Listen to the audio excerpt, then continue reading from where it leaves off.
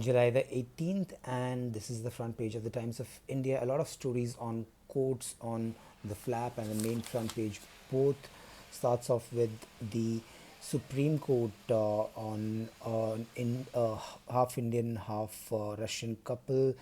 This person, Indian person who married a Russian, and then the Russian woman was, and both of them were given joint custody, and then the man moved to the Supreme Court saying his wife is untraceable since July 7, last seen with a Russian diplomat. Supreme Court says that rule of law comes over diplomatic immunity.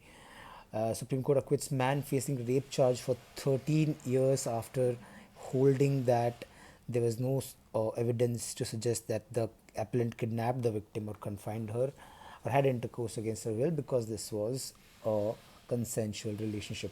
No evidence, says Calcutta High Court, as it acquits three on death row for 2014 killing, where a dead body was found in Calcutta's Shialda station.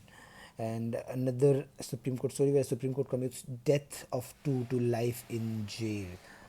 Ministry of External Affairs says in touch with friendly countries to save Indian nurse Nimisha in Yemen. Supporters of BJP and NCP SP MLAs clash in assembly lobby. CM warns of action. A shopkeeper assaulted in city over Marathi, and Pragananda shocks Magnus Carlsen again. At this point, should we even call it shock or stun, because he's defeated him two times in a row. Uh, Government says illegal content on X endangers democracy, using safe harbor provision to dodge accountability.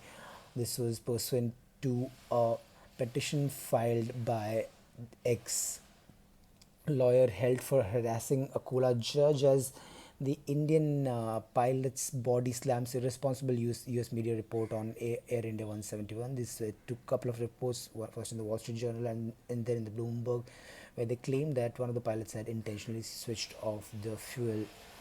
Akash Prime tested in Ladakh, which is a surface to air missile. Five gunmen kill murder convict in Patna hospitals, as crime continues in Bihar. Panel holds RCB and Karnataka Cricket Association officials cops liable for stampede. Government says cops behaved like franchise servants. Karnataka government tells High Court.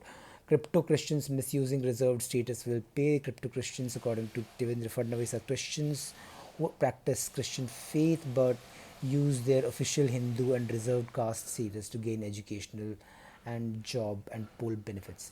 ED charge sheet against Vadra in Gurgaon land case, and no visa if you're caught stealing in the US, as US Embassy.